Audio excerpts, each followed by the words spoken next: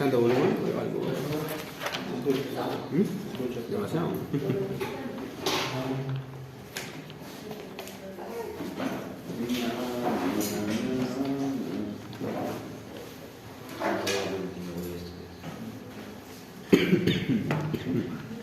Hasta mi amigo Abreu.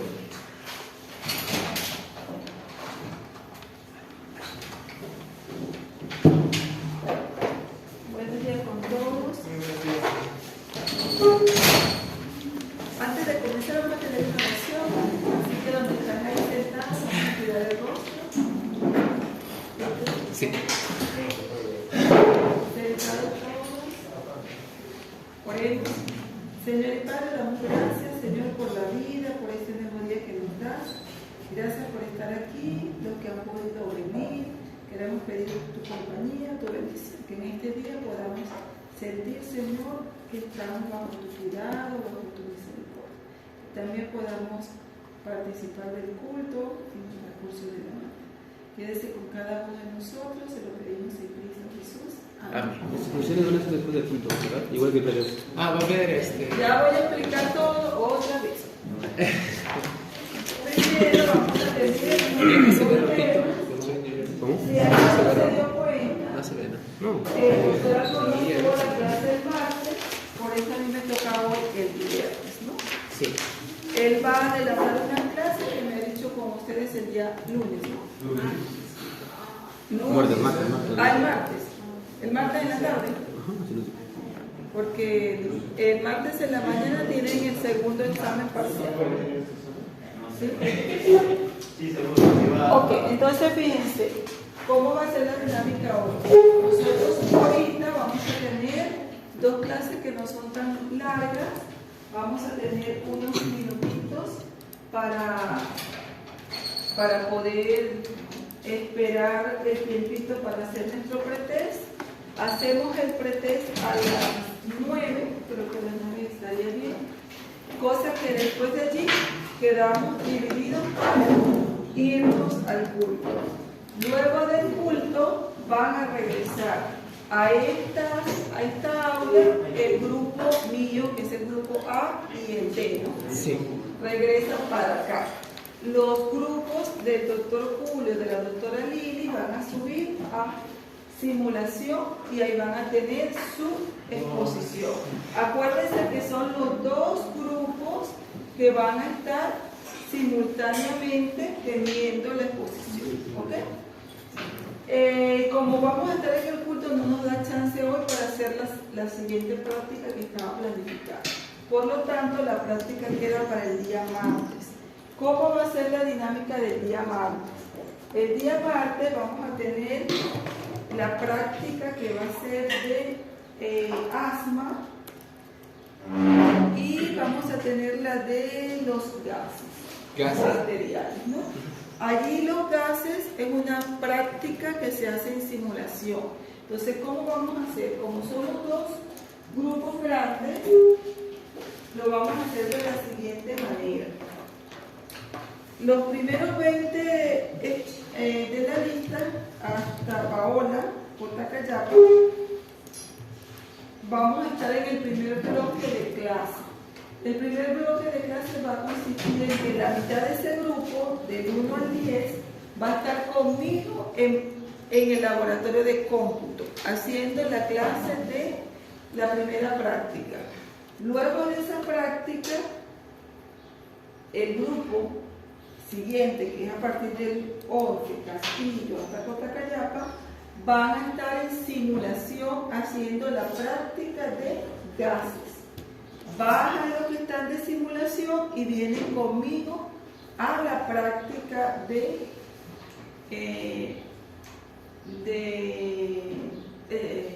asma, ¿no? Sí. Y luego nos intercambiamos, ¿ok? Entonces va a haber un grupo que va a estar en simulación haciendo la práctica de toma de gases y va a haber un grupo que va a estar conmigo en la clase de asma.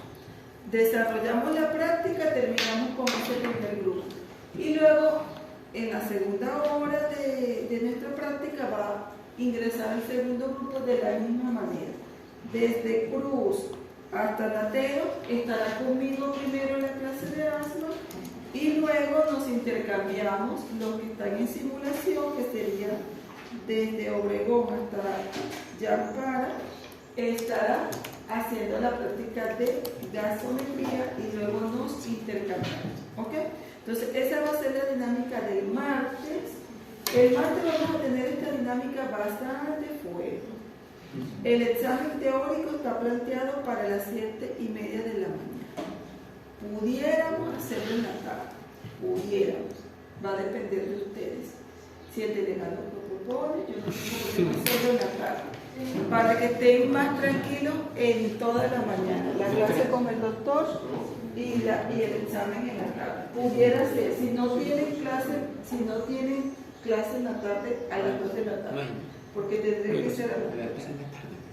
Entonces, una propuesta mía, porque el martes vamos a estar bastante activos, porque tenemos 2 prácticas más el examen.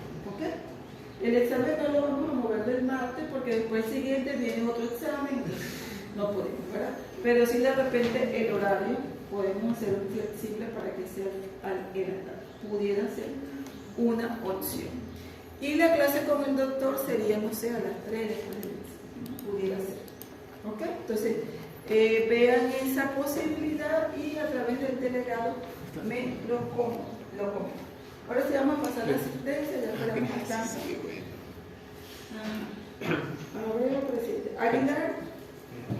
Aguilar, Agustín,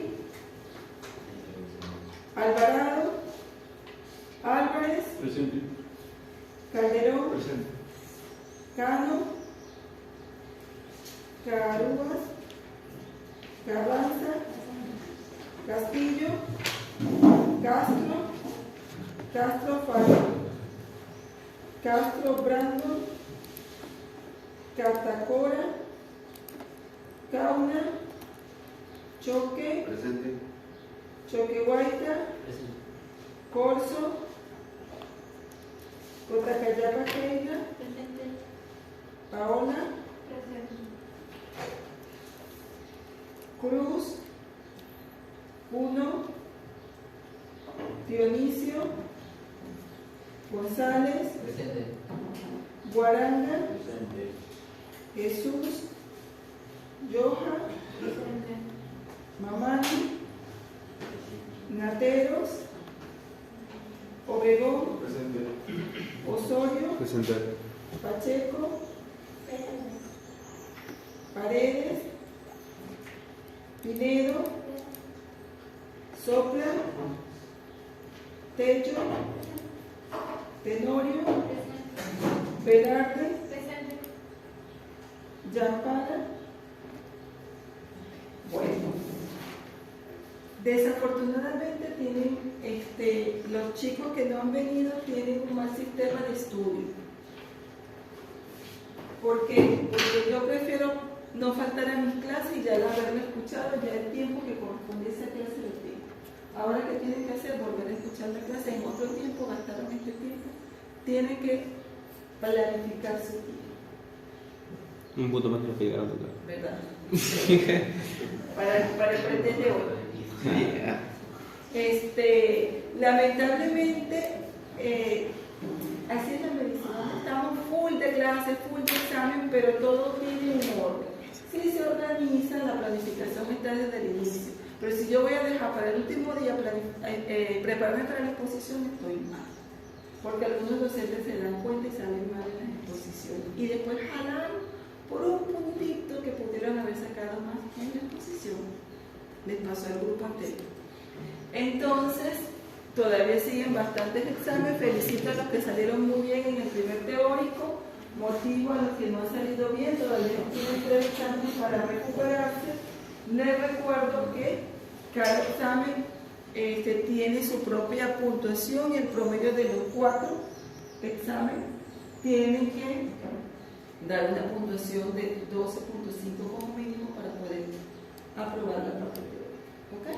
Entonces, esto es para que sigan estudiando, se sigan esforzando, que todavía el paciente está en UCI, pero lo vamos a sacar de ahí, ¿sí? le damos todas las medidas de atención posible. Paciente UCI respiratorio. Entonces, vamos a continuar hoy con lo que es la cinética del oxígeno. Como hemos estado comentando, nosotros en respiratorio vamos a estar conociendo toda esa dinámica del oxígeno y del CO2 desde que llega a nuestras fosas nasales, a los tejidos y luego sale de allí.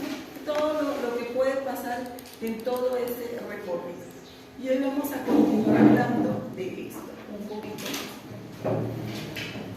El transporte de oxígeno desde la atmósfera hasta la mitocondria, que es lo que estamos diciendo, desde que lo aspiramos, ¿verdad?, hasta que la célula lo puede utilizar, ocurre a través de 3 niveles diferentes: conversión, reacción química y difusión celular.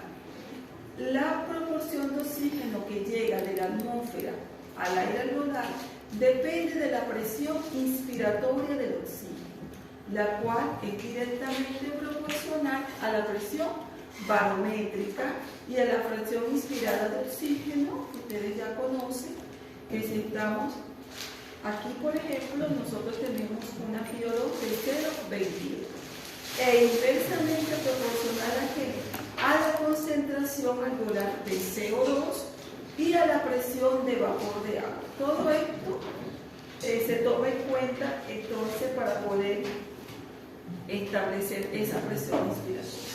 Entonces, la cinética de oxígeno viene a ser el camino y la velocidad del oxígeno para ser captado para realizar sus funciones vitales. Entonces, implica recorrido, camino y velocidad. El término de cinética puede definirse como estudio de la velocidad a la que se producen ciertos procesos. Por lo tanto, el estudio de la cinética del consumo de oxígeno, que podemos entonces abreviarlo, así como lo estamos colocando allí, puede considerarse como el estudio de los mecanismos fisiológicos responsables de la respuesta dinámica del consumo de oxígeno al ejercicio y su siguiente recuperación. Esta es una definición que da esta autora. El contenido de oxígeno en sangre.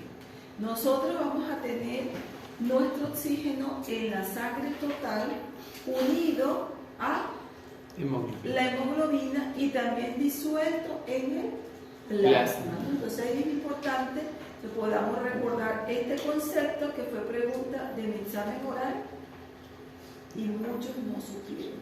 Tan facilito como ¿qué es esto? Tenían que decir, está unido a la hemoglobina y disuelto en el plasma.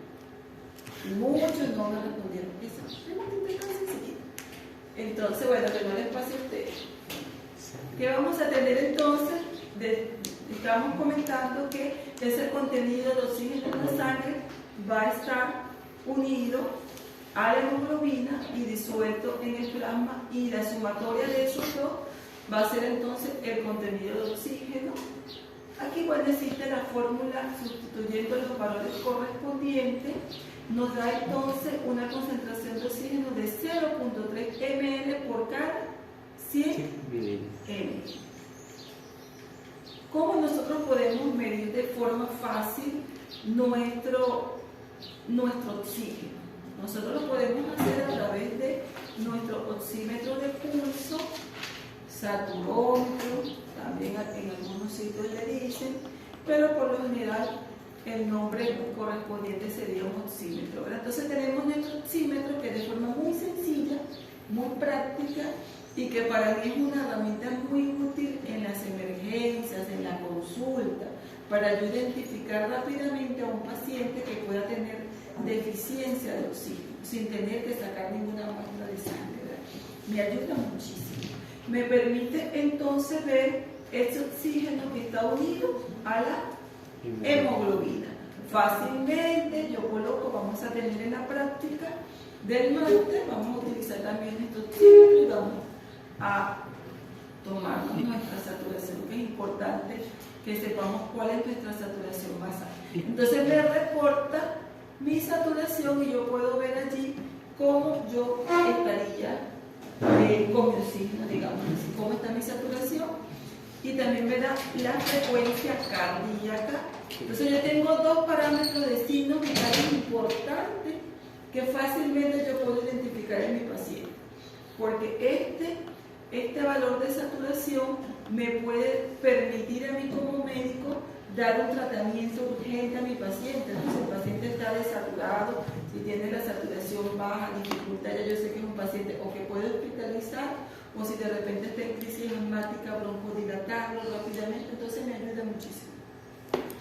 Y lo bueno es que es práctico, no incomoda. Los niños por lo general si lloran un poquito, porque se asustan, y hay aparatos especiales para ellos, etc.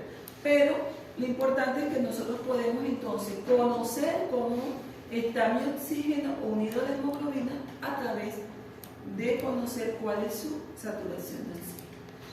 Y disuelto en el plasma, yo puedo también saber cuál es la concentración de oxígeno cuando yo tomo mis gases arteriales, mi AGA, donde yo puedo conocer allí el resultado, una muestra que vamos a discutir también el martes, cómo se realiza, cómo se toma, y también nosotros de esta manera yo puedo conocer cómo está mi oxígeno. Solamente que acá yo tengo que, pullar a mi paciente, digámoslo así, ¿verdad?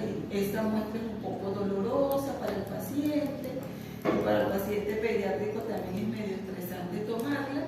Sin embargo, va a haber situaciones, momentos en nuestra atención médica que el AGA va a ser imprescindible que lo tengamos que realizar. Entonces, es una herramienta también que se utiliza con frecuencia, solamente que tiene sus costos, su técnica para realizar.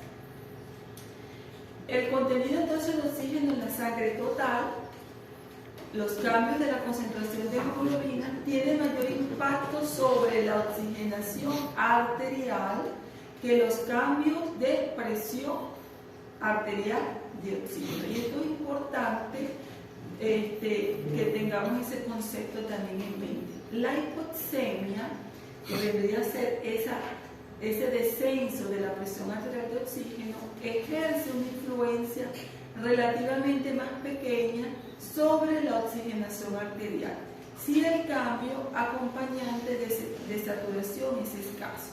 Entonces a veces la saturación puede bajar 1 punto, 2 puntos, 3 puntos, y quizás todavía nosotros no estamos ante un descenso significativo de nuestra presión arterial de oxígeno, no estamos todavía en una hipoxemia, digámoslo así, a nivel de los tejidos.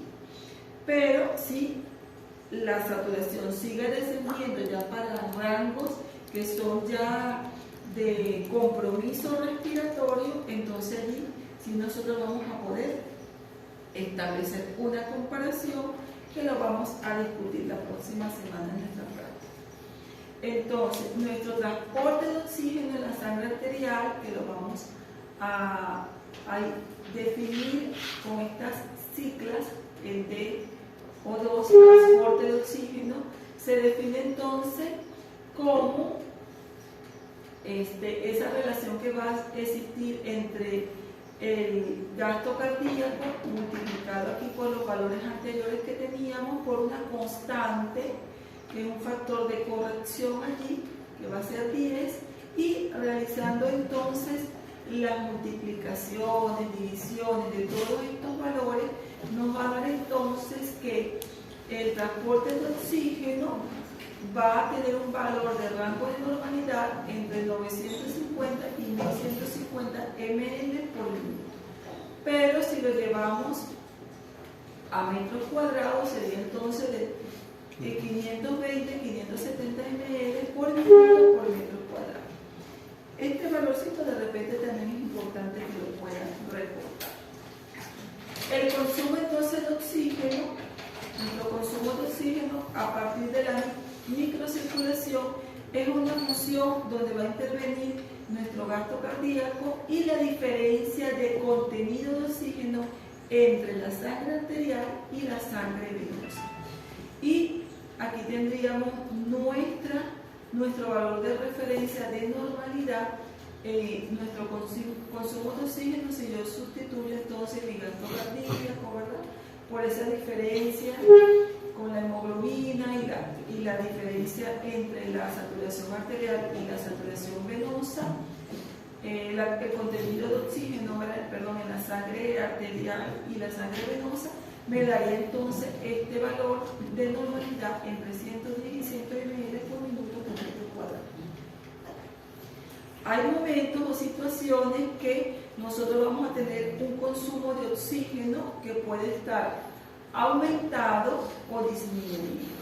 Cuando, por ejemplo, nosotros realizamos algún ejercicio, alguna actividad física fuera de lo que cotidianamente hacemos como normalidad, en ese ejercicio nuestras demandas de oxígeno van a estar aumentadas. Por lo tanto, vamos a consumir más oxígeno y el cuerpo tiene que tener mecanismos para llevar más oxígeno. Entonces, aumenta nuestra frecuencia cardíaca, nuestro flujo sanguíneo para que esto pase. La hipertermia, que es esa temperatura que va a estar por encima de rangos de normalidad, con una causa probablemente desde el punto de vista encefálico, también puede ser una causa. Lesiones en el hipotálamo, el hipertiroidismo es otra de las causas, el aumento del nivel de las catecolaminas y mediadores de la inflamación, como las interleuquinas, ¿verdad?, pueden aumentar nuestro consumo de oxígeno. ¿Y qué pudiera disminuirlo? La hipotermia, lo inverso de esto, ¿verdad?, la hipotermia, el hipotiroidismo y la parálisis, ¿verdad? Una persona que está ahí inmovilizada, pues no consume tanto oxígeno. El uso entonces de nuestro consumo de oxígeno, ¿verdad? Nosotros tenemos que para un paciente el hipercatabolismo o el hipometabolismo son importantes para yo poder establecer ese uso que yo le voy a dar a este valor. ¿Cuándo? Para determinar y regular la relación entre el transporte de oxígeno y el consumo de oxígeno. Entonces, nosotros podemos establecer ese uso viendo a nuestros pacientes cuando están en ese estado hipercatabólico o hipocatabólico, con los ejemplos anteriores que hemos dado. Y para calcular también me sirve el gasto calórico. Entonces, mi consumo de oxígeno me va a servir para esto, para determinar si el paciente está en hipercatabolismo, hipocatabolismo, y para calcular también mi gasto calórico metabólico. Entonces, decíamos que mi consumo de oxígeno al punto máximo de intensidad, donde el ácido láctico se está produciendo, pero no llega a acumularse en la sangre, llamaremos el umbral anaeróbico. O sea, hay un parámetro de normalidad, donde yo estoy con mayores requerimientos de oxígeno, pero mi cuerpo, a pesar de que pueda en ese momento producir, aumentar mi ácido láctico, va a tener un equilibrio que no va a permitir que yo de repente me descompense, ¿verdad? Y a esto vamos a llamar, cuando exista ese equilibrio allí, yo tengo mayores demandas, produzco ácido láctico, pero no se acumula en sangre ese ácido láctico que va a ser capaz de hacer algún daño a mi sistema. Yo lo voy a llamar umbral anaeróbico. Se denomina así a la intensidad del ejercicio por encima de la cual existe un aumento progresivo en la concentración de ácido láctico en sangre, debido a que la capacidad con la que cuenta el organismo para amortiguarlo o eliminarlo se ve saturada. Entonces, el organismo va a estar en equilibrio, y si vamos a aumentar nuestro ácido láctico, pero no a niveles que nos va a ser de forma perjudicial, a menos que yo sobrepase ese umbral anaeróbico, que lo vamos a ver en una grafiquita más adelante. Es la intensidad, podemos llamarlo al umbral anaeróbico, es la intensidad de ejercicio en la que comienza a incrementarse la concentración sanguínea de ácido láctico y a disminuir la de bicarbonato. Es un concepto sencillo, eso es lo que significa. La intensidad de trabajo físico por encima de la cual comienza a aumentar la concentración de ácido láctico en sangre al mismo tiempo que la BA se incrementa de una manera desproporcionada con respecto al consumo de oxígeno. Y lo vamos a ver aquí un poquito más adelante en nuestra siguiente pregunta.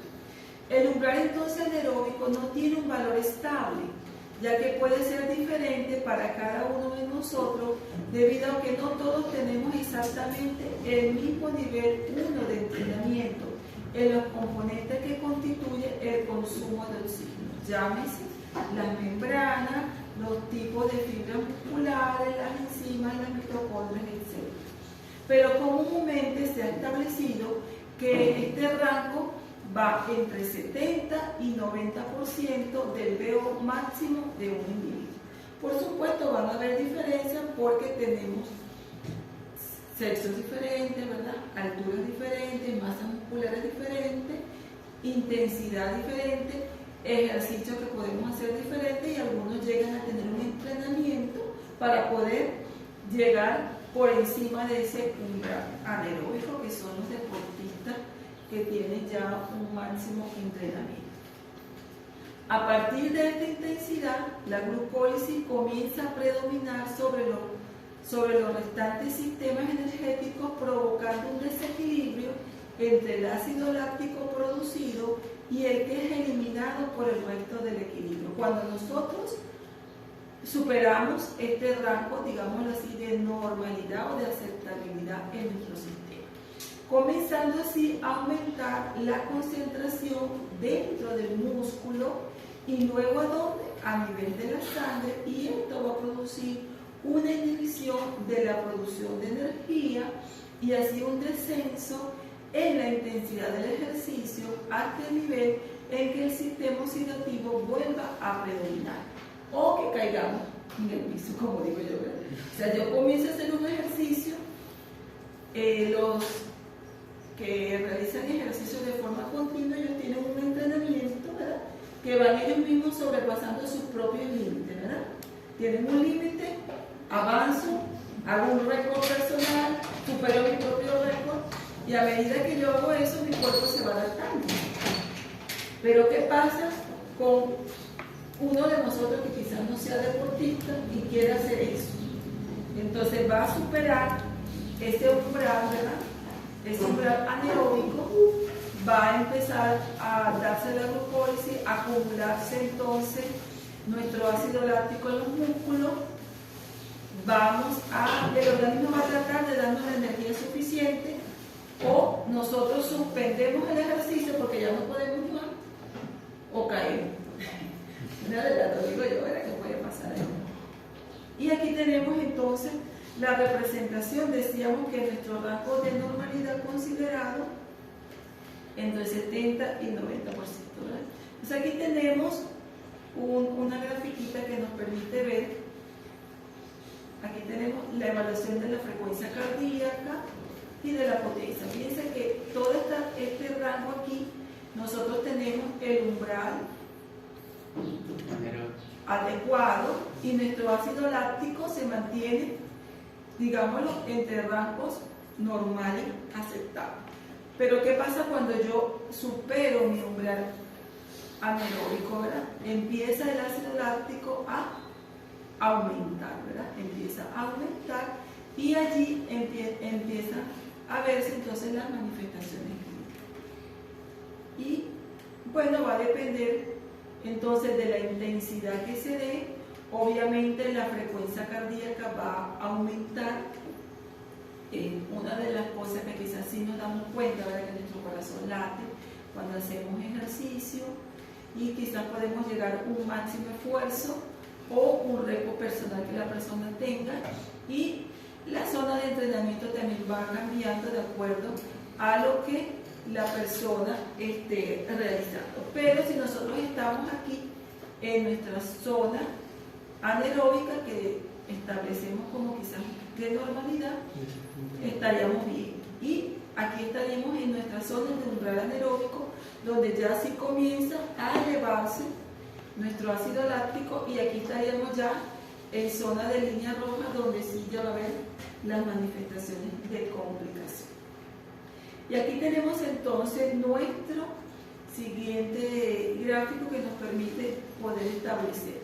Fíjense, en condiciones normales, en ejercicio, nosotros en estado de reposo, siempre vamos a estar produciendo, como dice aquí, formando y eliminando a nivel sanguíneo nuestro ácido láctico, que va a estar siempre en un equilibrio, ¿verdad? Equilibrio normal. Aquí de repente yo puedo estar en reposo y comienzo mi actividad superando aquí quizás lo que yo venía haciendo, pero todo esto va a estar en la misma concentración de mi ácido láctico, no ha sido modificado. Pero ¿qué pasa cuando ya llego yo a este valor? Fíjense aquí, ya estoy llegando a comenzar a aumentar mi ácido láctico, porque ya yo estoy superando entonces ese umbral anaeróbico que hemos estado mencionando. Aplicación del umbral anaeróbico. Estar trabajando a nivel del umbral anaeróbico o por debajo de él no significa que no haya una producción de ácido láctico a nivel muscular. Ya dijimos que siempre, como vimos en la gráfica, se va a estar produciendo ácido láctico aunque estemos en reposo, que estemos haciendo ejercicio moderado, leve, se va a estar produciendo. Lo que sucede es que está siendo neutralizado o eliminado en cantidad suficiente como para que no haya acúmulo progresivo.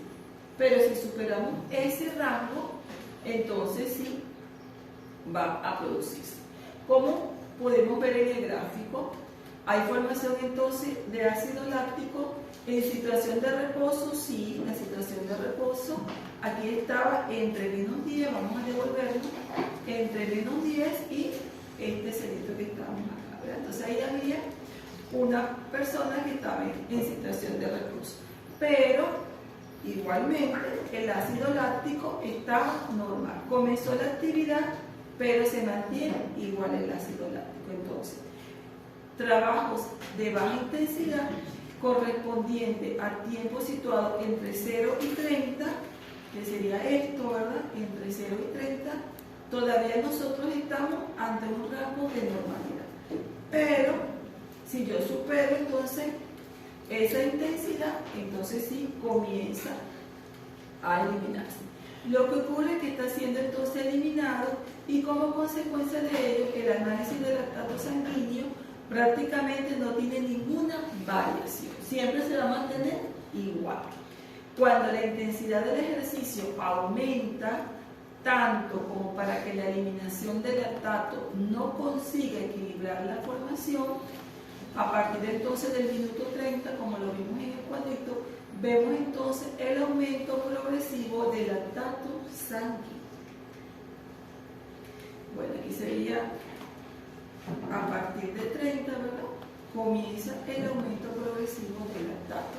Y entonces ustedes pueden ver aquí la gráfica que se está formando muchísimo, pero la siguiente barra de eliminación no es capaz de equilibrar. Eso es lo que en el texto nos quiere decir. Por lo tanto, cuando un deportista está realizando un entrenamiento a intensidad de umbral anaeróbico o incluso por debajo de él, no quiere decir que esté trabajando exclusivamente el metabolismo aeróbico, sino que también está desarrollando la glucólisis anaeróbica y aclaramiento de lactato. Lo que pasa es que al no haber acúmulo de ácido láctico, se considera que todo trabajo es aeróbico, ¿okay? Pero si este deportista quiere sobrepasar y tener, digamos así, una mayor respuesta a ese ejercicio que está haciendo, mayor competitividad, y ser un deportista reconocido, él tiene que ejercitarse y llegar a superar esto. Pero ¿qué pasa con ese deportista si después que se ganó la medalla olímpica ya no hace más deporte? Vuelve otra vez a cómo estaba, ¿sí o no? Sí. Porque eso no se va a quedar ahí, ya, yo lo hice y siempre lo voy a hacer, ¿no? Por eso ustedes siempre ven al deportista que para entrar a sus competencias, ¿cuánto tiempo de entrenamiento tiene? Un año pasan a veces entrenando para poder ir a la competencia, que dura 5 minutos. ¿Okay? ¿Cuánto tiempo entrenar? Por cuestión del organismo va a volver otra vez a lo que tenías previamente, ¿no? Por eso es un entrenamiento de forma constante. La consciente adaptación de nuestro VO, cuánto del volumen transportado es consumido.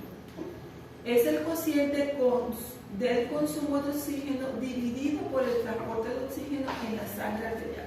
Entonces decíamos que nuestro consumo de oxígeno es el cociente, entonces aquí, de extracción de nuestro consumo de oxígeno, el cociente del consumo de oxígeno dividido por el transporte en la sangre arterial.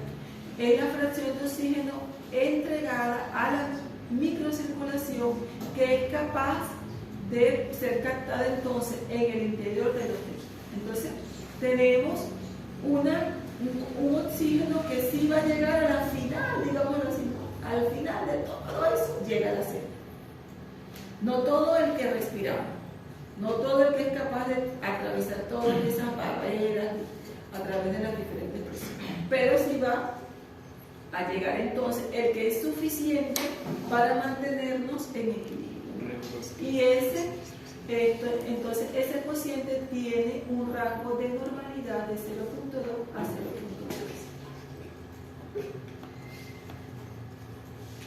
¿De cuánto es el valor mismo? Disculpe. De 0.2 a 0.3. Listo. Entonces aquí tenemos nuestro VO, transporte de oxígeno arterial.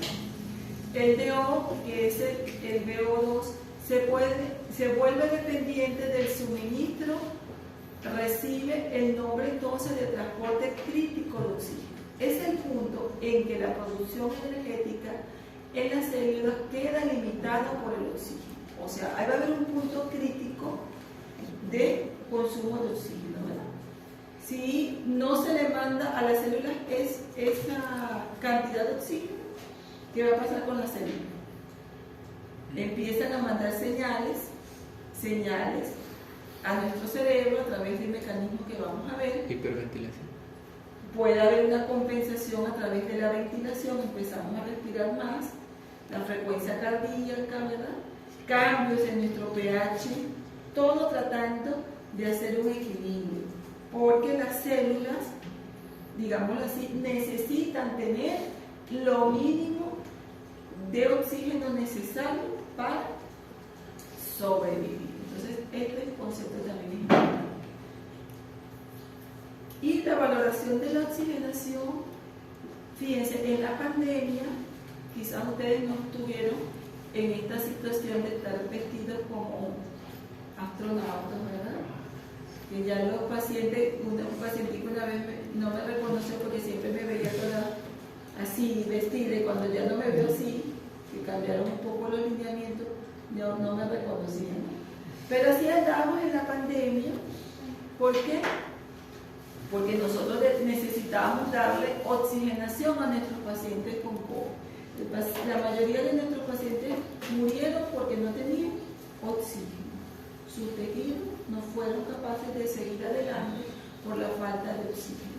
Entonces nosotros tenemos muchas formas para nosotros poder evaluar esto, ¿verdad? Tenemos nuestro saturómetro, nuestro oxímetro de pulso, un monitor que nos va a permitir registrar. Cuando el paciente lo necesita, pues el paciente puede recibir oxígeno por cánula, por mascarilla, que lo vamos a ir viendo, o puede llegar a una insuficiencia respiratoria y nosotros tenemos que darle ventilación, darle lo que necesita el oxígeno a través de una máquina, que lo van a ver con el doctor, ¿no? Entonces nosotros podemos dar en un paciente, como dice aquí, un paciente, como lo ven en este contexto, un paciente crítico en medio de una pandemia donde el oxígeno era lo vital y no había, ¿verdad? Que demostró la falta de recursos y distribución de lo que son los recursos económicos en un país, ¿verdad? No hay oxígeno, pero hay otras cosas que no son tan importantes. Pero en fin, esto nosotros convivimos en la pandemia, nuestra oxigenación fue muy valorada en la pandemia porque las personas morían en las calles. Entonces ustedes escucharon esas noticias, ¿verdad? En Ecuador, ¿verdad? Conseguían las personas en las calles porque el paciente tenía una sensación de que no sentía nada porque su saturación estaba allí bajando y no le daba síntomas. Eso era lo característico de este virus. Hasta cuando ya bajaba a una situación que era evidente que necesitaba una ventilación y como no te la daban rápidamente caía en las calles. Bueno, eso pasó en la pandemia y nos dejó mucha enseñanza. Entonces nosotros le dimos ya mucha importancia a poder tener en los diferentes centros de salud ese oxígeno, ¿verdad? Disponible para todo aquel que lo necesite. Para la razón entonces de la oxigenación tenemos nuestra presión arterial de oxígeno esperada, nuestra relación, ¿verdad?, de la presión arterial de oxígeno con la FiO2. Este es un valor muy importante que se utilizó en la pandemia, el gradiente alveolo arterial y el shunt intrapulmonar. Entonces, la presión de oxígeno, la presión arterial de oxígeno esperada es la presión parcial de oxígeno que se espera obtener con una determinada FiO2. Entonces nosotros tenemos a nuestro paciente, lo evaluamos, vemos cómo está su FiO2 y nosotros podemos hacer un cálculo. 5 por el porcentaje de saturación más 10 nos va a dar entonces nuestra presión arterial de oxígeno, que es pregunta de examen, por si no lo saben. Algunos doctores les encanta preguntar esto. Si la FiO2 es entonces de 0,30, 30%, la presión de oxígeno, presión arterial de oxígeno esperada es de 5, entonces multiplico por 30, va a ser de 150 más o menos 10. ¿Ok? Esto lo tienen que aprender a hacer porque se les pregunta. Se les puede dar un ejemplo y ustedes lo tienen que desarrollar. Pero es facilito, ¿verdad? Cuando ya se saben cuál es el valor que tienen que buscar, multiplicarlo y más o menos. Parámetros normales de PAFI. Esto era muy importante. Este es un valor de esta relación, ¿verdad?, de la presión arterial de oxígeno entre la FiO2. Es un valor que en la pandemia era muy importante para decidir quién entraba a UCI y quién no entraba. Y te llamaban los familiares y te decían: ay, doctora, me dijeron que tiene un PAFI de 200. O te decían: doctora, tiene un PAFI de 180. Los médicos dicen que no saben cómo todavía está vivo. ¿Okay? Entonces, ese valor en la pandemia, si ustedes buscan la literatura, los médicos quizás, los que no trabajan en emergencias, en UCI o con ventiladores, etc., esta relación no la teníamos presente hasta que llegó la pandemia y nos recordó estos parámetros de normalidad. Entonces es normal que no lo tengamos por encima de 300. Si hacemos una relación con una FiO2 ambiente 0,21, nos va a dar normal. Pero si estamos ante un estrés respiratorio leve, estos serían los rangos de 250 a 300, de 200 a 250 en estrés respiratorio moderado y menor de 200 en estrés respiratorio severo. Y es importante porque dependiendo de esto, el paciente en la pandemia le consideraba pasar a UCI, está mejorando de UCI, está saliendo lo vamos a sacar de UCI, porque ya su PAFI mejoró. Entonces es un valor de mucha importancia y que fue muy recordado en la pandemia. Es una relación que evalúa la eficiencia de la oxigenación. Su valor normal habitual, por lo general, está en este rango mayor de 300, 400. A mayor severidad del trastorno, la relación, el PAFI, se reduce y viceversa. Entonces, si yo tengo mayor severidad del proceso respiratorio, va a reducirse mi PAFI.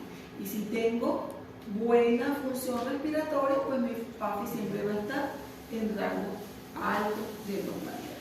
Y aquí tenemos ejemplos dándonos entonces nuestra FIO2 que pudiera ser ambiental, que pudiera ser un valor que nos pudieran dar de otra FIO2, y nosotros haciendo entonces la división podemos establecer si estamos con rangos de normalidad o no. Esto también es pregunta esa. Aquí tenemos un ejemplo que el doctor Albornoz nos dejó. Familiar de un paciente en UCI con diagnóstico de COVID me pregunta: doctor, mi abuelo está hospitalizado en el hospital Vitarte, el médico me informa que su saturación está en 80, a pesar de que está intubado. Fíjense, el paciente que está con ventilación no logra saturar bien y que no puede decirme nada porque su PAFI no se incrementa. Entonces, esas eran las respuestas que le daban a los familiares se no entendían que PAFI, que no sé qué más, pero sí fue un valor de mucha importancia. Y fíjense, pacientes que estaban sometidos a ventilación con lo máximo que le podía dar el aporte del ventilador, pero no mejoraba su oxigenación. Terrible en la pandemia poder nosotros estar con estas informaciones de nuestros pacientes y así mismo fallecer a muchos de nuestros seres queridos. Entonces el significado, pues el médico lo tenía que interpretar y explicar que el paciente no estaba ventilando, no estaba oxigenándose, a pesar de que estaba conectado a un ventilador. Por nosotros conocer entonces este valorcito que parecía tan incomprensible, ¿verdad? ¿Qué será? No entiendo nada, pero el médico no puede estar así. El médico sí entendía lo que estaba pasando a su paciente, pero teníamos que esperar y no había mayores tratamientos que dar, ¿verdad? Y el gradiente arterial y venoso, ¿verdad? Paciente, entonces hay otro caso, que el doctor Gal de Cerro de Paso, ¿verdad? Y tiene ese gradiente y le realizan un AGA y se obtiene los siguientes resultados. Entonces, fíjense, la presión de oxígeno en 80, la presión de CO2 en 35, ¿cuál será su DA de oxígeno? Entonces, hay que considerar aquí estos numeritos para poder establecer cuál será el resultado de ese gradiente, que creo que esa clase sí la vienen ya con el doctor, ¿verdad? Porque creo que una de las preguntas estaban de los gradientes, ¿no? Pero ahí lo van a ver cuando vean bien ventilación. Es la diferencia entonces entre la presión alveolar y la presión arterial de oxígeno. Alveolar, arterial de oxígeno. La diferencia de la presión alveolar y arterial de oxígeno. Y aquí tenemos la forma para calcularlo. Y a mayor severidad del trastorno, el DA o 2 se incrementa y viceversa. Entonces tenemos un parámetro que es de importancia en nuestros pacientes que estén en condiciones también críticas y para considerar. Tenemos esta primera parte. Ahora nos vamos a la segunda parte de la clase. Solo de hueso. Que quizás también va a ser un poco sencillita, que la pueda fijar en un tiempito no tan largo. Bueno, las zonas de West, por este señor West, que se puso de curioso, ¿verdad? Averiguar qué era lo que estaba pasando con la circulación y establecer unos conceptos muy interesantes, con mucha lógica, que nos ha permitido también entender qué es lo que pasa en nuestros pulmones. Recordemos esta fórmula, la resistencia de la vía aérea, es la diferencia de la presión, de la presión entre el alveolo y la boca, dividido por el flujo de aire. Entonces, si tenemos mayor resistencia, ¿cómo será el flujo? Disminuida. Es inversamente proporcional la resistencia con el flujo. El primer concepto para recordar.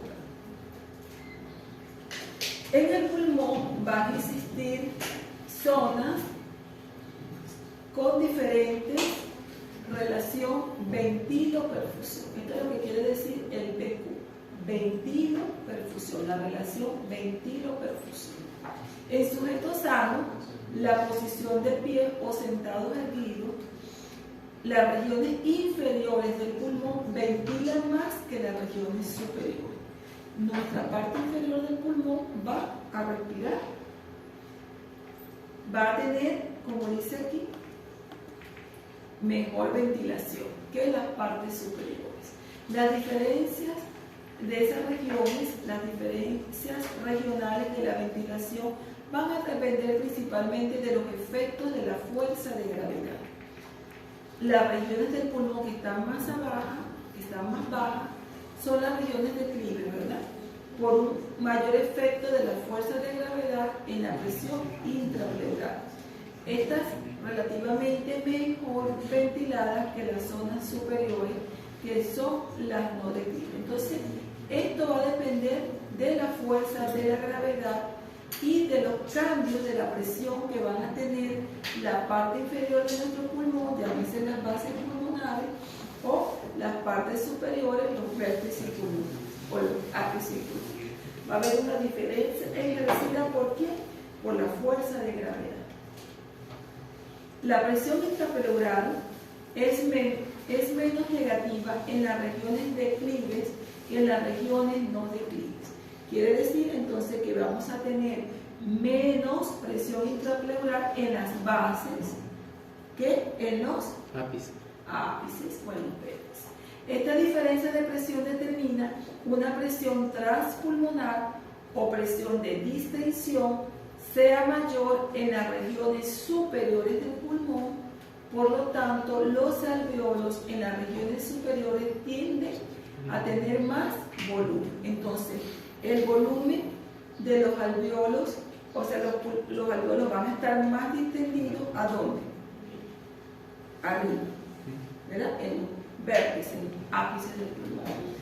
Por ese efecto que va a ejercer allí la presión intrapleural, que va a cambiar dependiendo de la localización donde esté el pulmón. Vamos a ver más adelante una figurita para que el concepto se quede fijado.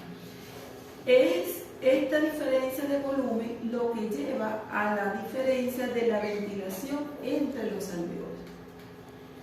Los alveolos en las partes inferiores del pulmón, que tienen menos volumen, tienen un mayor cambio de volumen por cada inspiración y por cada expiración. Por lo tanto, están menos ventilados que los alveolos en las regiones superiores. Entonces, están más ventilados los alveolos de las regiones superiores.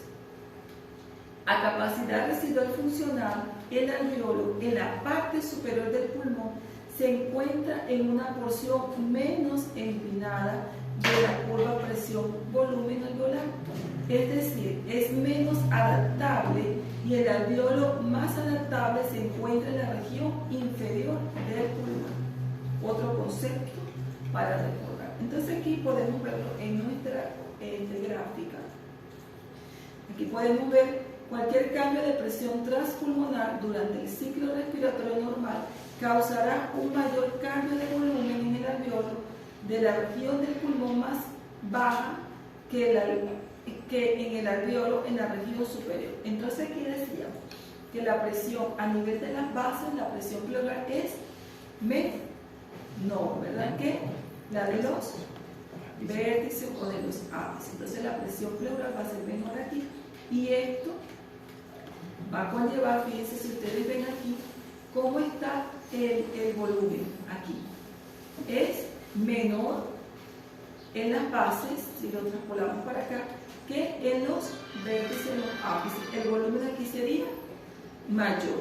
¿Y cómo sería la presión aquí? Menor, ¿verdad? Y acá estaría mayor. Entonces ahí se da el concepto que acabamos de ver escrito, lo tenemos aquí graficado. Entonces podemos decir que la presión intrapleural va a ser menor a nivel de las bases, y que los alveolos, como dice aquí,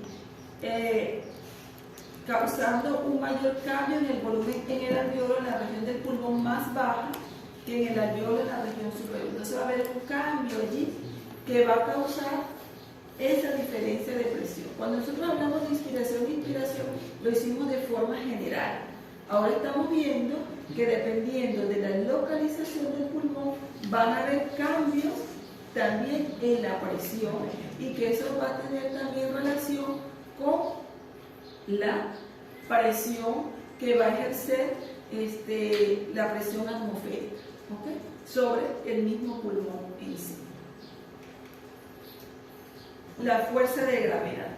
La fuerza de la gravedad afecta la resistencia vascular pulmonar local y la perfusión relativa en diferentes regiones del cuerpo. Entonces vamos a tener que la fuerza de gravedad, dependiendo de la localización del pulmón, va a tener un efecto sobre las presiones.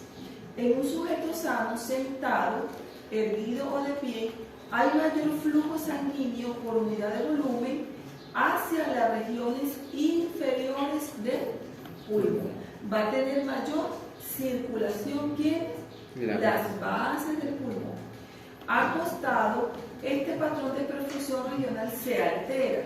El flujo sanguíneo por unidad de volumen es mayor en las regiones más declives del pulmón. Entonces, por ejemplo, si el sujeto se sostiene del lado izquierdo, si yo me acuesto de este lado, ¿qué va a quedar más hacia arriba? ¿Qué va a quedar más hacia arriba?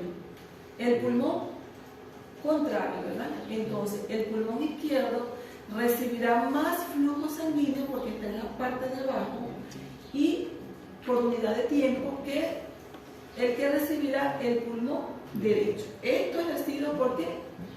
Por la fuerza de gravedad, por la posición que va a tener. Pero si estamos de pie, ¿quién estaría más hacia abajo? Las bases. La base. ¿Y si estoy acostado al lado izquierdo? El pulmón izquierdo. ¿Y si estoy del lado derecho? Pulmón derecho. Ok, entonces ese concepto es importante. Parece tonto, que eso porque es importante. Al final van a saber por qué es importante. ¿Y por qué fue importante en la pandemia? Recordar este concepto. La razón de este gradiente de perfusión regional del pulmón es la fuerza de gravedad, ¿no? Por efecto de la gravedad, entonces, la resistencia al flujo de sangre es más baja en las regiones inferiores del pulmón por un mayor reclutamiento o distensión de los vasos a estas regiones. Las regiones más bajas, entonces, del pulmón, podemos concluir, reciben tanto mejor ventilación como mejor perfusión que las más altas. En conclusión. Y aquí podemos ver. Entonces decíamos que nuestra relación ventilo-perfusión la conocemos como VQ, ¿verdad? Relación ventilo-perfusión. Aquí tendríamos entonces nuestras bases pulmonares y aquí estaremos representando nuestros vértices. Aquí estaríamos en una relación de VQ normal, que es 0.8, estaríamos aquí en equilibrio, en la parte, digamos, intermedia de nuestro pulmón. ¿Qué pasa entonces en la relación ventilo-perfusión en las zonas bajas? La ventilo-perfusión, si nosotros vemos aquí, ¿cómo estaría? Aquí está la ventilo-perfusión, está menor, ¿verdad? Está baja, y aquí estaría alta. Entonces aquí estamos representando la perfusión y la ventilación. Y esta línea también hacia acá viene la ventilación y la perfusión. Entonces la perfusión y la ventilación, ¿cómo estaría aquí? Más alta. Y aquí más baja, ¿verdad? Entonces esto es importante, como dice aquí, las diferencias regionales de las proporciones de ventilo-perfusión. Las regiones más bajas del pulmón, las bases, reciben tanto mejor ventilación como perfusión, pero la relación BQ está más baja. ¿Por qué? Por el gradiente, este gradiente de presión alveolo de oxígeno fisiológico, como nos dice aquí.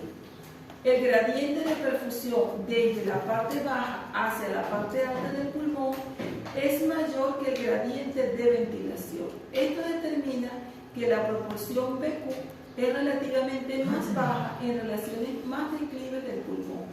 y más alta en las regiones superiores. Entonces, aquí tenemos mayor ventilación y perfusión, pero nuestra relación B cuesta menos. Y de este lado vamos a tener en los vértices nuestra perfusión y ventilación va a estar menor, pero nuestro BQ, nuestra relación ventilo-perfusión va a estar más alta, ¿ok? Entonces, relativamente sencillo entender un poquitico esta figura. Entonces, la zona de West muestra el comportamiento de los capilares pulmonares en las diferentes partes del pulmón. Diferencia en el flujo sanguíneo regional. ¿Qué pasa?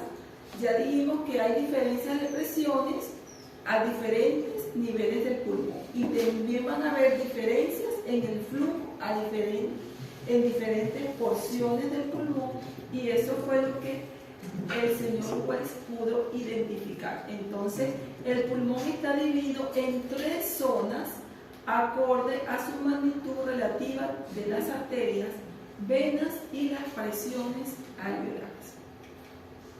Y aquí tenemos nuestras 3 zonas, la zona 1, la zona 2 y la zona 3. Aquí tenemos la parte superior de nuestro pulmón, la parte medial y la parte inferior o las bases de nuestro pulmón, que representa cada una de las eléctricas. La PA significa nuestra presión alveolar, la P con la A minúscula, presión arterial pulmonar, y la PB, presión venosa pulmonar. Entonces nosotros tenemos aquí nuestras 3 zonas. La zona 1 vamos a tener que siempre la presión alveolar va a ser mayor. Por lo tanto, en esta zona no vamos a tener flujo sanguíneo. ¿Por qué? Porque esa presión siempre va a ser superior a la presión arterial y a la presión venosa y va a mantener esto cerradito. En la zona 3 vamos a tener que sí vamos a tener flujo de forma continua. ¿Por qué? Porque nuestra presión A, que sería nuestra presión arterial pulmonar, va a ser mayor que nuestra presión venosa y que nuestra presión alveolar, lo que va a permitir que van a estar separados, ¿verdad? Va a permitir la separación del vaso y no su colapso. Por lo tanto, vamos a tener siempre flujo en nuestra zona 3. Y en nuestra zona 2, el flujo va a ser intermitente, ¿verdad? El flujo va a haber flujo, como dice acá, la zona 2, la presión arterial va a ser mayor que la presión alveolar, pero esta va a seguir superando la presión venosa pulmonar. Entonces, en la zona 2, la presión arterial es mayor a la presión alveolar y esta a su vez es mayor que la presión venosa. Entonces, ¿cómo va a estar la ventiloperfusión?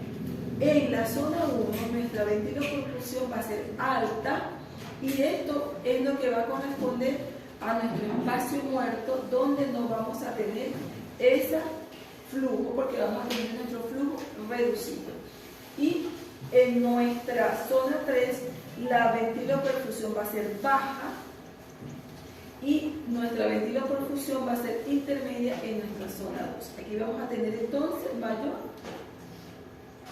como dice aquí, nuestro ventiloperfusión va a ser bajo y nuestro flujo alto. Va a ser continuo, ¿verdad? Va a ser continuo aquí nuestro flujo. Intermitente y aquí no hay flujo, no hay flujo sanguíneo. Ok, entonces aquí vamos a recordar con este otro dibujo el efecto también que va a ejercer esta presión hidrostática. Entonces, en nuestra zona 3 vamos a tener mayor perfusión. En la zona 3 tenemos mayor perfusión. En la zona 1 vamos a tener menor perfusión. Siempre aquí en la zona 1 vamos a tener nuestra presión alveolar que va a estar por encima de las otras presiones, tanto de la presión arterial como de la presión venosa. Por lo tanto, va a mantener nuestros vasos colapsados, cerrados y no va a permitir el flujo. Y eso vamos a considerarlo como nuestro espacio muerto, ¿verdad? Y aquí entonces, para recordar, tenemos aquí nuestras arterias, nuestras venas y el efecto que va a ejercer la presión alveolar. Esta presión es mayor que va a permitir que esto esté cerradito y no se dé el flujo en la zona 1. En cambio, en nuestra zona 2 sí vamos a tener un flujo porque, como nos dice acá, La presión arterial es la mayor. presión, allí vamos a tener algo que le he anotado por acá que no hace falta escribirlo allí. En la diástole se va a cerrar y en la sístole se va a abrir. Y ese cierre y esa contracción, ¿verdad? Que va a ejercer, digamos, la presión que viene por la diástole y la sístole, va a ejercer entonces la abertura del vaso y la circulación intermitente. Entonces decimos que la diástole se cierra y en la sístole se abre, permitiendo entonces en la sístole el paso del aire. Y en la zona 3 siempre vamos a tener flujo. Aquí tenemos entonces que nuestra presión alveolar aquí no va a ejercer ese mando que va a permitir tener colapsado el pulmón, sino que vamos a tener predominantemente aquí nuestra presión arterial mayor. Nuestra presión arterial va a ser superior y va a mantener nuestros vasos siempre abiertos. ¿Okay? Y aquí tenemos entonces, como último dibujito para recordar cómo va a ser el flujo. El flujo entonces en la zona 1 va a ser más bajo. Va a predominar ahí la presión alveolar. En nuestra zona 2 el flujo va a ser medio y en la zona 3 el flujo va a ser más alto y siempre continuo. ¿Okay? El principal objetivo del sistema respiratorio es mantener entonces ese intercambio gaseoso entre el aire alveolar y la sangre capilar para permitir un adecuado aporte de oxígeno y remoción del dióxido de carbono al organismo, ¿verdad? Esto es lo que el organismo quiere realizar. Las alteraciones entre la ventilación y el flujo sanguíneo en diversas regiones del pulmón altera la transferencia tanto de oxígeno como de CO2. Tiene que estar en equilibrio también nuestra ventilación y nuestra circulación. Nuestra ventilación-perfusión tiene que estar normal también, porque decíamos, y yo lo he repetido varias veces, todo tiene que estar en equilibrio. La circulación. Entonces vamos sumando conceptos, la musculatura, la caja torácica, las presiones, la vía aérea que conduzca, que no esté obstruida. Aquí los flujos de sangre, la circulación tiene que estar bien, el intersticio, ¿verdad? Tiene que estar bien, todo tiene que estar en equilibrio para que se pueda lograr que podamos lograr el intercambio gaseoso, que es lo que queremos, sacar el CO2 e introducir el oxígeno. El pulmón normal, hay momentos que puede haber un desajuste de la ventiloperfusión porque la perfusión y la ventilación son heterogéneas. Entonces esto lo vamos a ver un poquitico más adelante. Tanto la ventilación como la perfusión son mayores entonces en las bases que en los ápices cuando el sujeto está en posición vertical, que ya lo dijimos en la gráfica anterior, ¿verdad? La ventilación era la relación ventilo-perfusión, son mayores en las bases que en los ápices. Los gases respiratorios deben difundir a través de la barrera alveolo-capilar para que ocurra el intercambio de gases, como ya lo hemos visto en la clase anterior. Para una óptima difusión, la ventilación alveolar debe ser proporcional a la perfusión pulmonar. Tiene que tener un equilibrio. La ventilación, el paso del oxígeno, como la sangre que lo transporte, ¿no? La presión de oxígeno y la presión de dióxido de carbono alveolares están determinadas por la relación entre la ventilación y la perfusión alveolar. La ventilación alveolar lleva oxígeno hacia el pulmón y elimina CO2. De modo similar, la sangre venosa mixta, que ya hablamos de ella en la clase anterior, lleva CO2 al pulmón y capta el oxígeno alveolar. En circunstancias normales, la ventilación alveolar es alrededor de 4 a 6 litros por minuto. El flujo sanguíneo pulmonar tiene un rango similar, por lo tanto, la relación ventilo-perfusión global en el pulmón tiene un rango de 0.8 a 1.2. Nos vamos a quedar con este numerito que quizás va a ser más fácil de aprender, 0.8, ¿ok? Que van a ver otro decimal agregado. Entonces, la ventilación pulmonar y la cantidad de sangre que recibe el pulmón, que sería la perfusión, guarda una correlación que se rompe en el punto de umbral ventilador. Ese es otro concepto para recordar.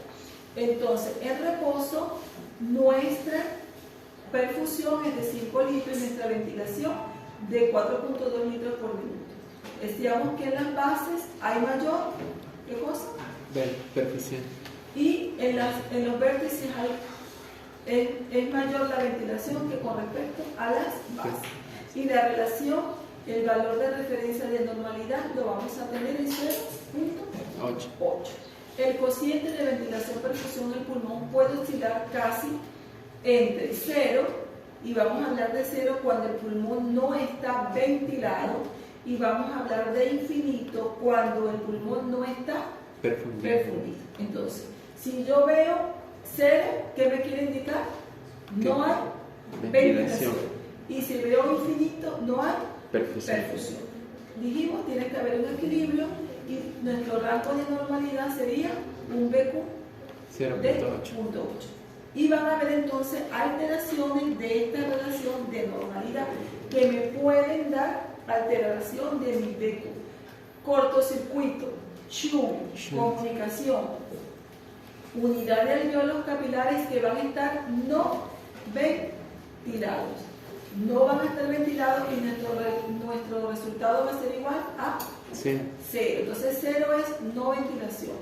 Alteración de la ventilación, perfusión, discordancia de la ventilación y la perfusión en unidad alveolo capilar. Esa discordancia puede ser hacia aumento o hacia disminución. Y el espacio muerto es la unidad alveolo capilar no perfundida. Entonces, no perfundida es infinito. Entonces, infinito, no perfundida, y 0, no ventilada. ¿Okay? De todas maneras, lo escribo en otros láminas para irlo recordando. Ahí está.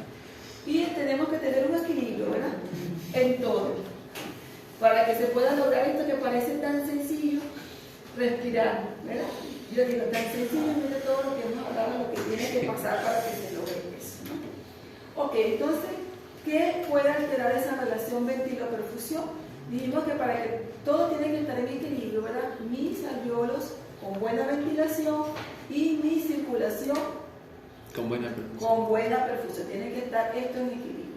Pero se puede romper de la siguiente manera, que aumente nuestra ventilo-perfusión, disminuye nuestra ventilo-perfusión, hay un chum, ¿verdad? No hay ventilación, o haya ¿un qué?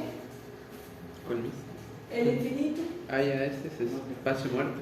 El espacio muerto donde no hay qué? No hay perfusión. No hay perfusión. Entonces, estos pueden ser los panoramas de lo que nos puede pasar. Podemos tener una relación ventilo-perfusión que puede estar aumentada o puede estar disminuida. Entonces recordamos que nuestro espacio muerto va a estar representado por esa zona no perfundida, un BQ infinito. Las alteraciones de la proporción entre la ventilo-perfusión darán lugar a cambios de presión de oxígeno y por supuesto de presión de CO2 alveolares, así como aportes de gases a los pulmones o la eliminación de los gases de estos pulmones. O sea, si esto está alterado, esto va a estar alterado y la entrada de aire y la salida de aire va a estar alterada. El oxígeno es suministrado al alveolo mediante ventilación alveolar. Es extraído del alveolo conforme se difunde hacia la sangre capilar pulmonar y es transportado por el flujo sanguíneo arterial. Todo en equilibrio. El CO2 es llevado al alveolo de la sangre venosa mixta difunde a los alveolos desde el capilar pulmonar y se elimina mediante la ventilación alveolar. Y así tenemos todo en equilibrio. Estos son los mismos conceptos que hemos estado mencionando. Las presiones parciales alveolares de oxígeno y de CO2 están determinadas entonces por la relación ventilo-perfusión. Si la ventilo-perfusión en una unidad alveolo-capilar se incrementa, aumenta el aporte de oxígeno y la eliminación de CO2, ¿qué pasará? Aumentará. Por lo tanto, la presión de oxígeno alveolar aumentará y la presión de CO2 alveolar disminuirá. Esto va a ser al inverso, ¿ok? Al inverso el oxígeno y el CO2. Si la ventiloperfusión en unidad alveolo-capilar disminuye, el aporte de oxígeno y la eliminación de CO2 disminuirá. Por lo tanto, la presión de oxígeno disminuirá y la presión de CO2 alveolar aumentará. Dijimos que esto es a la inversa. Entonces, hay algunas enfermedades o situaciones que me pueden, como dice aquí, incrementar la ventiloperfusión. Cuando, por ejemplo, yo en hiperventilación, ¿verdad? Va a haber una hiperventilación. ¿En qué caso podemos decir? Ejercicio de deporte. El ejercicio tú incrementas la ventilación, pero no quizás, a menos que sea extremo, alterar la ventiloperfusión. Pero si hay, por ejemplo, un ataque de pánico, ¿verdad? Hay un ataque de pánico, hiperventilas y sí te puede conllevar a esta alteración, porque aquí ya tendríamos una alteración, ¿verdad?, de estos valores. ¿Qué otras situaciones? La altura. Falla cardíaca, tengo aquí unos ejemplos. Falla cardíaca cuando nuestro corazón no bombea la sangre adecuadamente, ¿verdad? No llega la sangre adecuadamente. Cuando hay un sangrado intenso donde no hay buena circulación de oxígeno a través de nuestra hemoglobina, también esas situaciones pueden conllevar a que haya un aumento de la ventiloperfusión. ¿Y qué situaciones nos causan una hipoventilación? Entonces las patologías como las neumopatías, ¿verdad? Una neumonía bilateral me puede llevar a una hipoventilación. De repente una neumonía pequeñita no me va a descompensar un paciente, pero la altura, yo me di cuenta cuando estaba en Juliaca que los niños tenían neumonías muy pequeñitas y tenían una vez hipoxemia. Pero tan pequeñita la neumonía, pero es por el efecto también de la altitud. Sí. La altitud también juega un papel.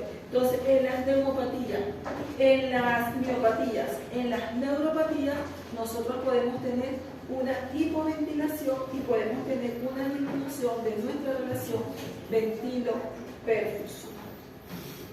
Y donde podemos tener que no haya circulación. ¿En qué ejemplo no llega circulación a nuestro pulmón? Espacio muerto.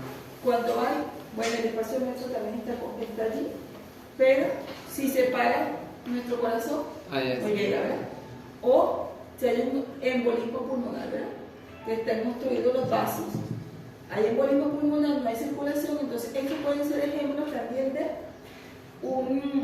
una BQ infinita y una alteración de la ventilación propiamente, donde tengamos un BQ, una relación ventilo-perfusión en cero, pudiera ser, no hay paso de aire, no hay paso de la ventilación, no hay ventilación. Cuando se obstruye por completamente la vía aérea, ¿verdad?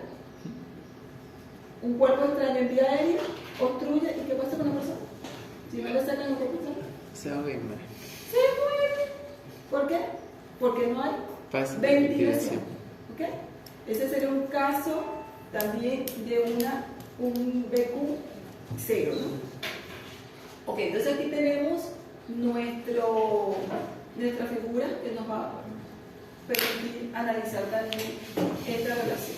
Aquí tenemos nuestros valores de normalidad de nuestra presión de oxígeno, 100%, por lo general 80, 90 estaría bien, y una presión de CO2 de 40. Entonces estaríamos en equilibrio aquí nuestros valores normales. Y aquí tendríamos una relación ventilo-perfusión que está elevada, ¿verdad? Decreciente, ¿verdad? decreciente. Y aquí tenemos una relación Aumentar. ventilo-perfusión en aumento. Entonces, ¿qué pasa aquí con lo que es la presión de CO2?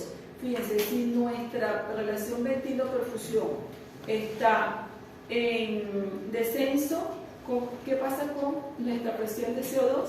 Si nuestro rango es aceptable aquí de 40, Aumenta. llega aquí, aumenta, ¿verdad? O ¿Y qué pasa? O2 disminuye. Y acá, ¿qué pasa con lo que es aquí el oxígeno? Va a disminuir. Disminuye, ¿verdad? Si yo bajo esta linecita para acá está, disminuye nuestro rango de normalidad que sería de 100. Aquí estaría lo normal en equilibrio y lo inverso si la relación ventilo-perfusión aumenta. Entonces aquí tendríamos, fíjense, si vamos para acá, nuestro oxígeno muchísimo, ¿verdad? Por encima de 100. Pero ¿qué pasa entonces con nuestra presión de CO2? Va a disminuir. Entonces va a ser lo inverso, ¿no? Pero el concepto es el que tenemos que tener claro de aumento o reducción. Y aquí tenemos entonces nuestra relación ventilo-perfusión, donde nuestro valor de referencia va a ser 0.84, 0.8 para todo el punto. Ese va a ser nuestro valor de referencia. Si la relación ventilo-perfusión es alta o baja, quiere decir que hay desacople. ¿Okay? Hay un desacople, hay una alteración allí.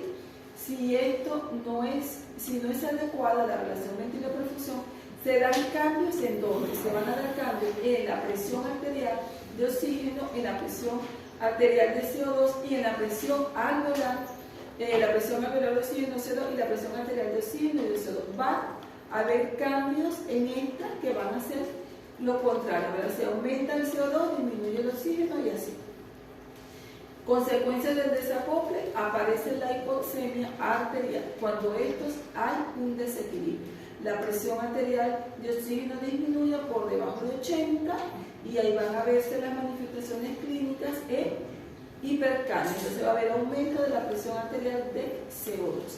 Y vamos a tener un paciente entonces con acidosis respiratoria. Se lo vamos a ver cuando veamos caso. Pero básicamente es porque hay una alteración de la relación ventilo-perfusión. Algo está pasando. No pasa bien el aire o no circula bien la sangre. Pero tiene que haber un equilibrio de normalidad que para todo el pulmón sería 0.8.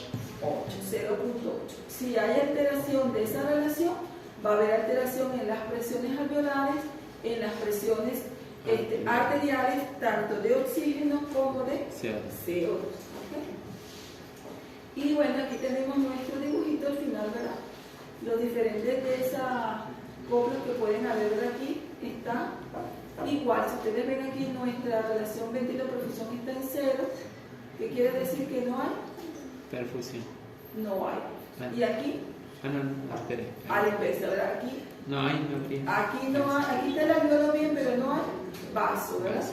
Vean el dibujito. Aquí la circulación. O sea, sí hay circulación, pero no hay sí hay, pero no está pasando. Si ustedes ven las presiones aquí, la venosa, y cuando sale va a ser la misma. ¿Por qué?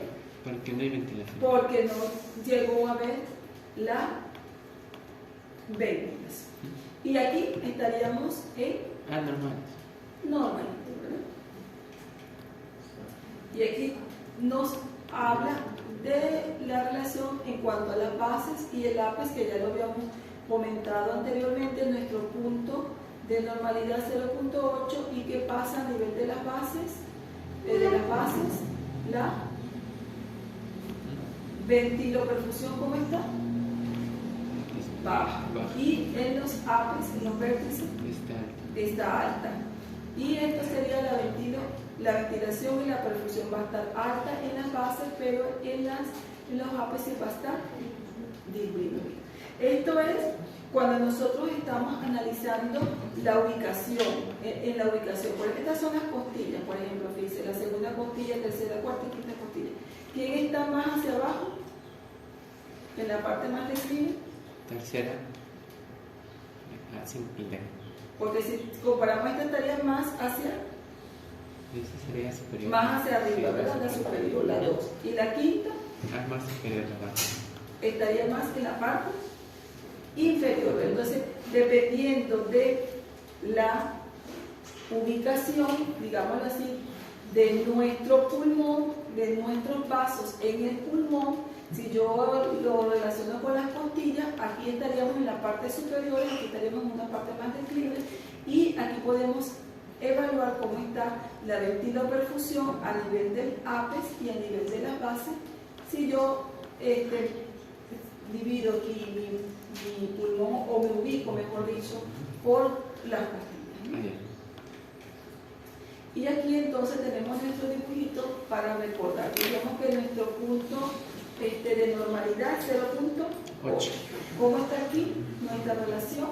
En las bases, disminuida. Y en los vértices, está por encima de 0.8, está aumentado. Entonces, la base pulmonar está mejor ventilada y mejor perfundida que el APES. La base predomina la perfusión sobre la ventilación. Ya decíamos que acá arriba los alvéolos estaban más distendidos, ¿verdad? En el APES predomina la ventilación sobre la perfusión. Acá predomina la ventilación, el pulmón está bien distendido, esos alveolitos. Y la relación ventilo-perfusión es pequeña en la base, como dice acá, y grande en el ápice. ¿Okay? Este es el resumen de lo que hemos estado conversando. Y aquí, ¿qué es lo que pasa entonces con la presión de oxígeno y con la presión de CO2? Dijimos que era el primer concepto que es a la inversa, ¿no? Sí. Entonces, ¿dónde hay más presión de oxígeno? En el ápice. ¿Y dónde hay menor? En la base. En la base. ¿Quién está mejor ventilado? En el ápice. ¿Quién está mejor perfundido? La base. La base. ¿Dónde hay mayor concentración de presión de CO2? La... ¿Por qué? Porque van a estar menos ventilados. ¿Y aquí? Ah, claro, es más ventilada menos entonces. ¿Y aquí está? Menos. El CO2. El CO2 va a estar menor porque va a haber mejor ventilación. Entonces, en el APES, la presión arterial de oxígeno va a ser alta y la presión arterial de CO2 va a ser baja. Acuérdense nuestro valor de referencia. De oxígeno dijimos que era 100 y de CO2 40, ¿no? Por eso los numeritos que están viendo acá. Imaginemos o recordemos, mejor dicho, porque en las láminas anteriores hemos puesto 40, nuestro rango de normalidad de la presión de CO2 y de oxígeno 100. Entonces, por encima de 100, aquí está mayor, ¿verdad? 132. ¿Y cómo está el CO2? Si dijimos que era 40, menos. Entonces, esto sería a la inversa. La presión arterial de oxígeno va a estar alta y la presión de CO2 va a estar baja. Y en la base va a ocurrir lo inverso. Ya está. Y aquí, bueno, para que lo mismo, pero bueno, para que recuerden allí volver a tener el valor de referencia de 40 y de 100, ¿verdad? 100, presión de oxígeno y 40 de CO2. Lo normalidad. ¿Qué pasa entonces en aquí tendríamos el aire que inspirado, el infinito, y aquí nuestro cero, ¿verdad? Entonces recordamos el cero que era no ventilado. Aquí no estaría ventilado y aquí estaría no perfundido. ¿Okay? Y fíjense aquí en la sumatoria, entonces nuestro rango de normalidad de nuestra relación ventilo-perfusión 0.84, nuestras presiones como en normalidad vamos a tener una presión de CO2 40, la presión de oxígeno 100, y va a haber diferencia en los rangos entre nuestra presión de oxígeno, presión de CO2 y nuestro pH en las diferentes regiones del pulmón. Entonces, si cambian las presiones, cambia la presión de CO2, cambia el oxígeno, cambia también, por supuesto, nuestro pH. En el equilibrio 7.40. Y aquí, para concluir, lo que pasa arriba y en nuestra base cuando nosotros comparamos cada uno de los valores que hemos dicho, ¿no? La relación, ventilo-perfusión, la presión de CO2, cómo cambia, dónde está mayor, dónde está menor, para que tengan en conjunto todo, incluyendo nuestro pH, nuestro oxígeno y otros gases como el nitrógeno, y qué pasaría fuera del pulmón. ¿Qué pasaría fuera del pulmón en la relación de las diferentes presiones y la relación ventilo-perfusión? Y aquí, bueno, vendría siendo lo mismo cuando todo está en equilibrio.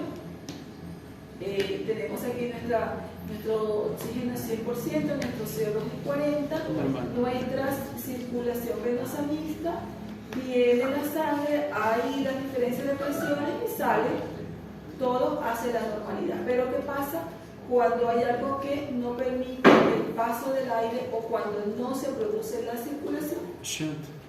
Entonces aquí tenemos los dos ejemplos. Aquí en nuestra unidad C no hay flujo sanguíneo. Ese hay pase flujo muerto. sanguíneo.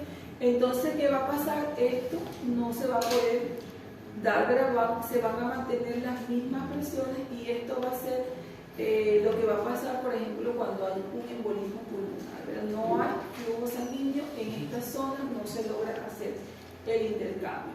Y en este no hay ventilación. No hay ventilación. Y aquí tenemos, aquí es para comparar entonces lo normal y qué pasa con nuestra relación ventilo-perfusión. Pueden haber los dos extremos, ¿verdad? Donde haya donde no haya circulación, nada de circulación, o donde no haya nada de ventilación. Esos serían los dos extremos de nuestra figura. En los casos con cortocircuito, la administración de oxígeno al 100% modifica escasamente la presión de oxígeno de la sangre mezclada. Esto se debe a que la sangre proveniente de la unidad B no se ha puesto en contacto con el oxígeno administrado y por lo tanto no hay modificación, no ha modificado su bajo contenido de oxígeno. Otra parte, el pequeño aumento del contenido de oxígeno producido por el oxígeno al 100% de la unidad A no es suficiente como para completar el bajo contenido de oxígeno de la unidad B. Y aquí sería lo que pasaría si nosotros administramos oxígeno en esas situaciones, en las situaciones de Chung, donde sí se logra algo, pero realmente si la circulación no se está dando, entonces va a haber limitación a lo que se quiere lograr. Y aquí les decía lo que estos conceptos nos ayudaron en la pandemia. No sé si ustedes recuerdan o si leyeron en la pandemia que había las técnicas de colocar al paciente boca abajo. Sí. Ustedes escuchaban, no, que 12 horas en decúbito, ¿verdad? Ventral. Entonces venían las en prono, ¿verdad? Que decían, pongamos al paciente en prono. ¿Por qué? Porque en este caso el paciente está en supino y todas estas partes que están aquí, ¿cómo están?